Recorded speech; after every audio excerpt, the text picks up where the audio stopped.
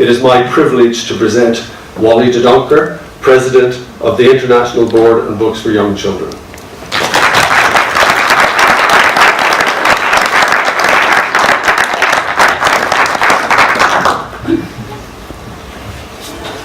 I'm very honored by your words, DJ. Thank you very much. Dear friends, good evening. It is a great honor for me to be invited by Ibby Ireland to this special place as a speaker. Many thanks for your introductory words, BJ. Memories of Ireland have played an important role in my life ever since my childhood. You have illustrated a book about John F. Kennedy's visit to Ireland.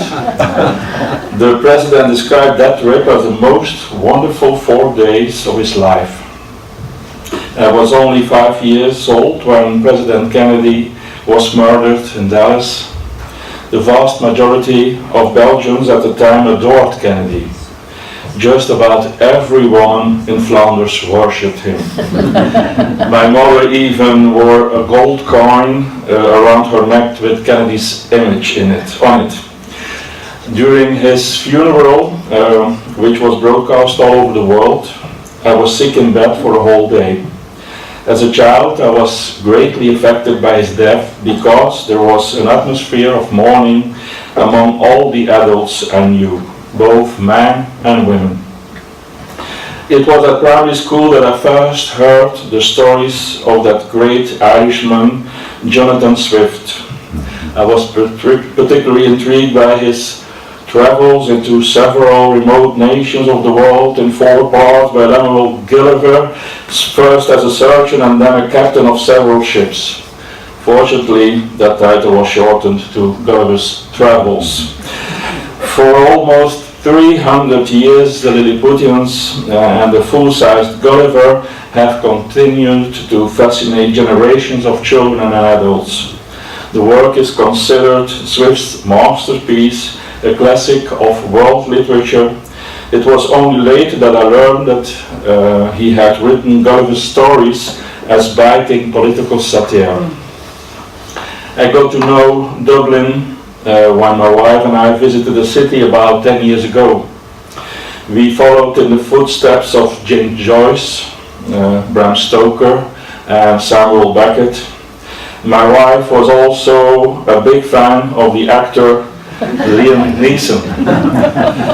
This meant that the footsteps of Michael Collins were also added to our tourist itinerary, as was a visit to Kilmainham jail.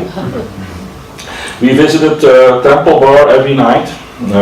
For many of you, perhaps a tourist trap, but we really enjoyed the atmosphere and the live performances of Irish folk songs in various bars. But now, from my own personal anecdotes, I'd like to move to a much wider stage and to focus on the future of Ibby as a world organization. What is the importance of Ibby today? To see into the future, one must first look into the past. Let us go back to a time in which an organization such as Ibby did not exist. First, let us return to the early 19th century, when African American slaves were breaking the law just by being able to read.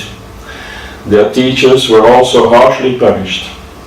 The 1819 Missouri Literacy Law banned the assembly of slaves as well as teaching them to read and write. The 1832 literacy laws in Alabama and Virginia ordered whipping and fines for people who taught slaves to read. Flogging was also the most common punishment for slaves who pursued literacy, but they could also be branded or mutilated, their thumb slit, or even have their hands cut off. Around the world, simple working class people did not often get the chance to learn to read properly. Not surprisingly, as they were destined to work in menial jobs all their lives. This state of affairs was maintained by the landowners and ruling classes. They believed that if the masses were kept illiterate and subjugated, they would not rebel. This is a tactic that is still being used today in some places. Reading remains crucial for the freedom of humankind, and I believe that it's even more important today than it was a few centuries ago. Just before World War II, Jelle Ledman, the founder of Ibby, had seen the novels of Erich Kästner and others thrown onto bonfires. Books and reading were dangerous. She fled Germany together with her children and started a new life in England. During the war, she was employed as an advisor for women's and youth affairs by the BBC and the Foreign Office. When the war was over, she was sent to the ruins of Germany to work towards the eradication of young people. During her work, she saw the reality of an old idea of hers that children's books could play a role in creating mutual understanding.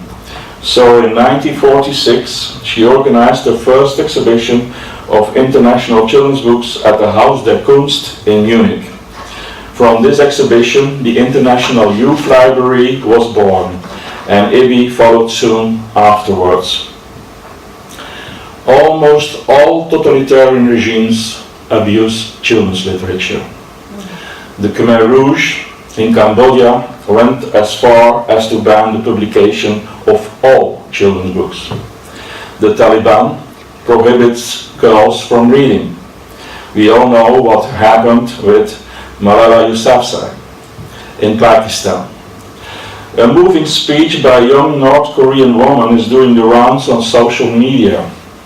Crying, she says, that they are not free to sing, to say, to wear, to think what they want. Books, songs, and films about love are completely forbidden in North Korea. Every published story is propaganda for the dictators.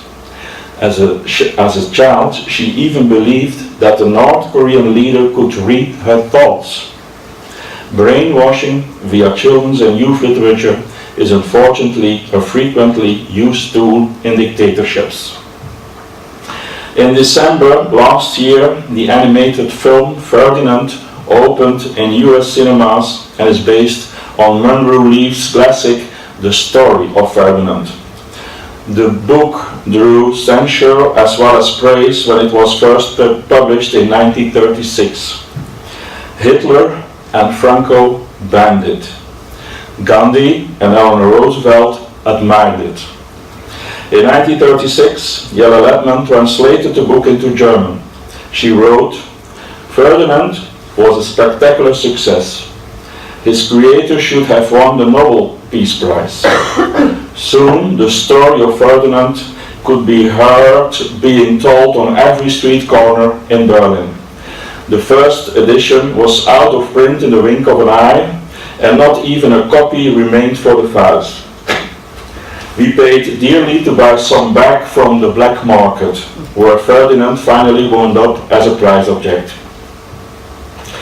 I have read in various American newspapers that the insidious anti-Islamic message behind the children's book, The Adventures of Pepe and Pete, recalls the anti-Semitic propaganda fed to German children through books commissioned by the Third Reich.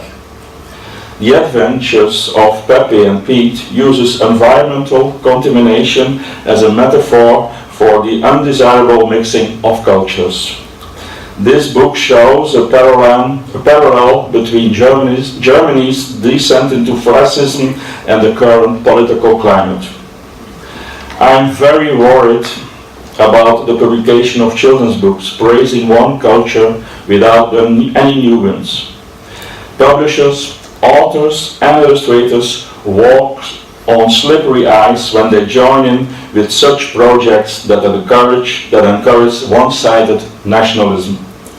I'm also extremely concerned about governments pursuing policies that foster hatred between different cultures. In the book 20 Years of Ibby, Jelle Ledman wrote, "Children's books should be books free of nationalism and racialism and carrying the message of true tolerance. They should be completely sincere, showing life in its deeper and broader aspects, portraying landscapes and customs of the most diverse countries.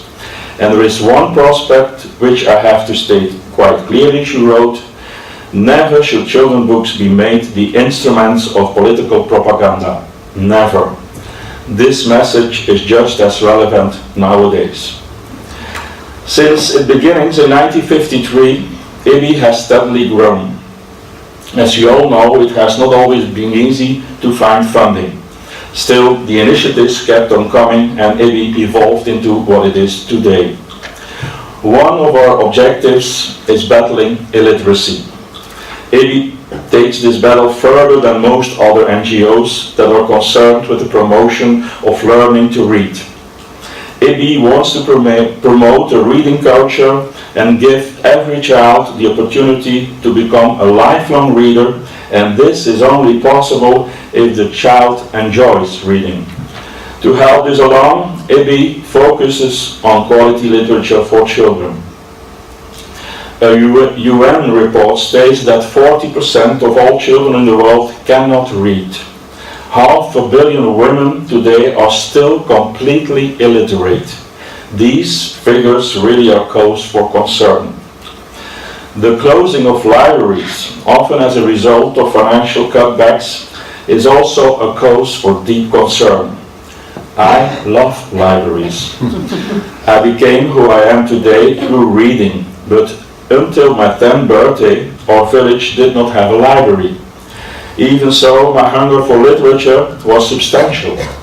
My mother bought me a new book every month from the newsagents. In class, once a month, we could choose a book to take home and read. It was not enough.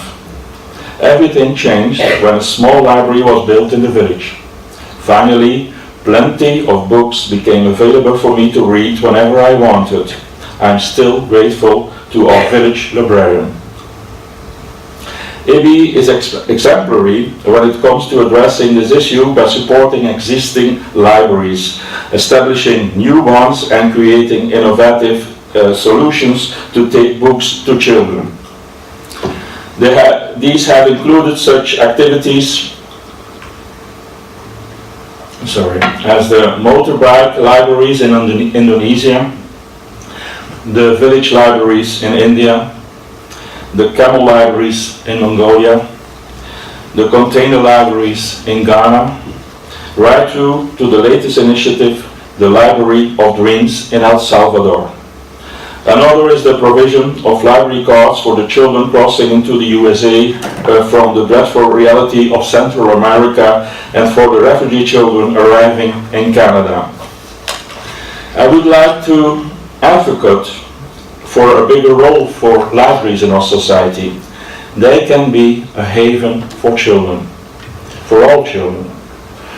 We are now living in an era in which the mission of Ibby is gaining importance and relevance.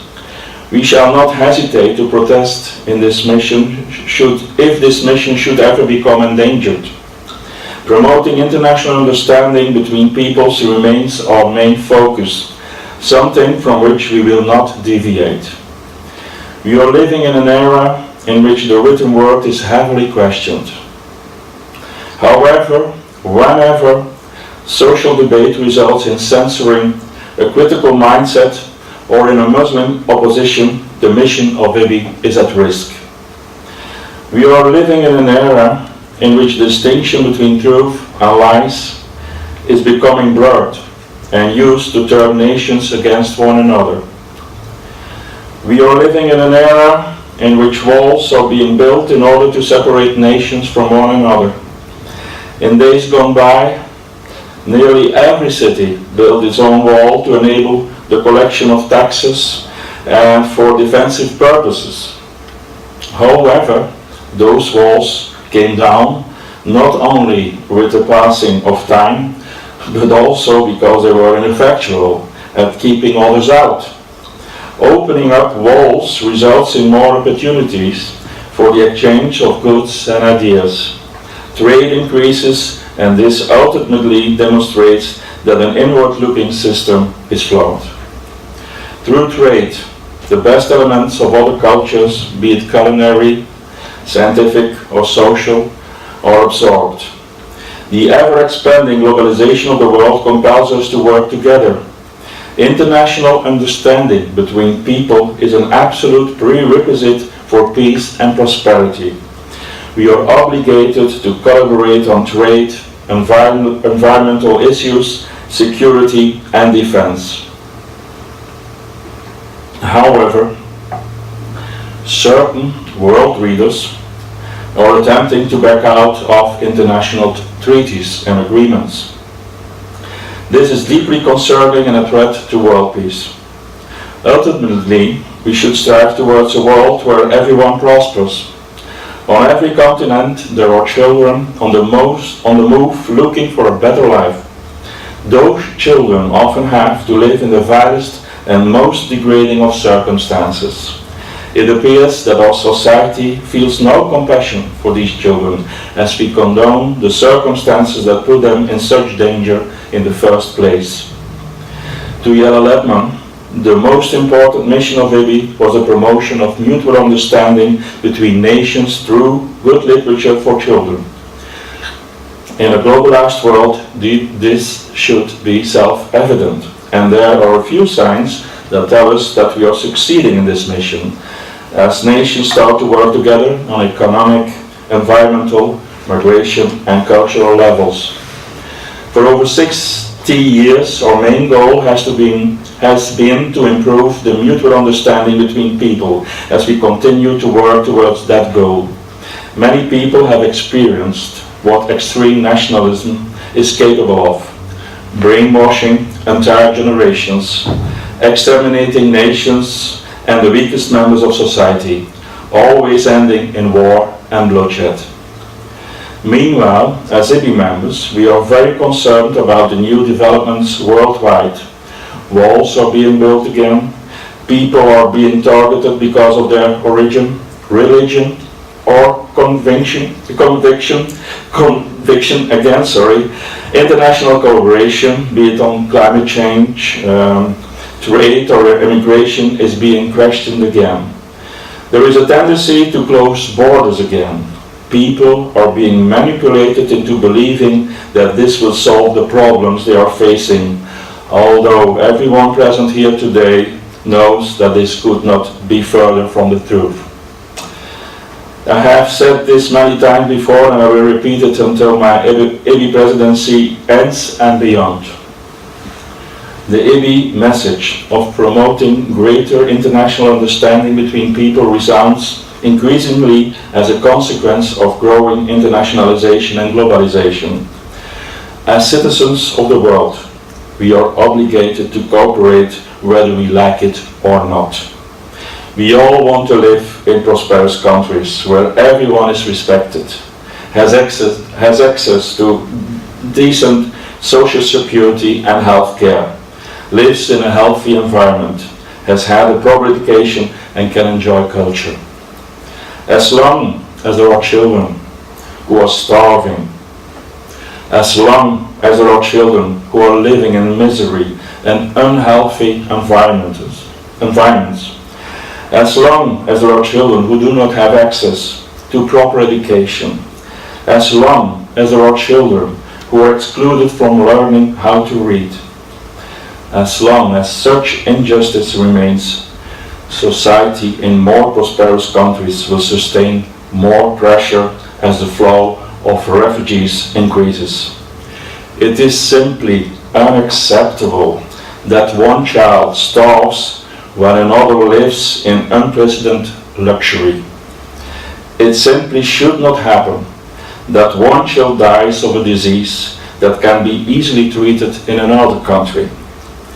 It is simply inconceivable that the life expectancy of one child is calculated at barely 5 years, while for the other it is calculated at almost 90 years. It is not right that children are differently based that children are treated differently based on gender. Children born in free democracies should also grow up to be critical citizens. We must teach children how to empathize with other people, other cultures, other beliefs. All of us here have the firm belief that books and stories are an excellent means to do that. Even in the free world, young people should be able to reflect on who they want to see at the head of their country, or their community. They will have to learn to think during referendums concerning the futures of their countries. Without reading, without thinking, they could slip into making the wrong choices, which would most likely change their own conditions for the worse. Ignorance often leads to unwise decisions. I read in the Indian Express of October 28 that in India there are still hundreds of villages and small towns, and even many urban communities where children do not read or have access to books. This is very hard to imagine in 2018. In the UK, research done by the National Literacy Trust has shown that 750,000 school children do not own a book. Of those boys of all ages and teenagers being most likely not to have any. According to an analysis by Tim Coates, the former Waterstones managing director turned library campaigner, loans of children's books in England alone have dropped by 22% in the last 5 years, due to the burden of the collapsing libraries falling on children in big cities. Across Birmingham, for instance, the decline in children's books loans increased to 32%. In Newcastle, it is 35%, and in Sheffield, 56%.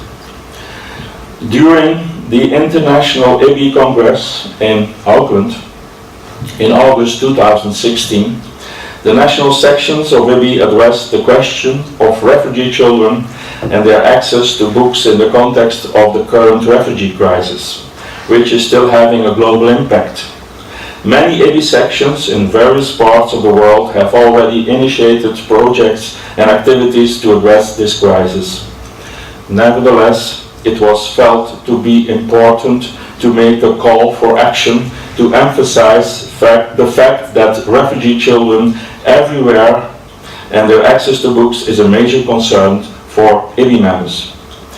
We also wanted to reinforce the fact that reaching out to these children and providing them with books is an essential part of Ibby's mission. Soon, other Ibby projects for refugee children were introduced across the world, such as Reading Save Life, Mexico-US border, O Mundo in Belgium, the library cards in Canada. Ibby Sweden inaugurated its own silent books collection and has published a manual to be used by librarians, teachers and all who work with refugee children. Ibby Lebanon has brought relief to Syrian children caught up in the war and now living as refugees in Lebanon. A book for you in the Netherlands. And the Silent Books exhibition has been traveling around Europe for the past 2 years and was also in Dublin last year.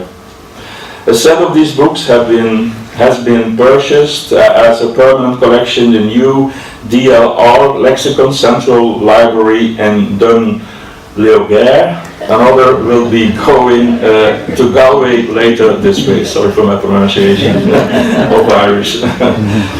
The tiny island of Lampedusa opened its first library for children and adolescents last September after many years of work by the project's volunteers.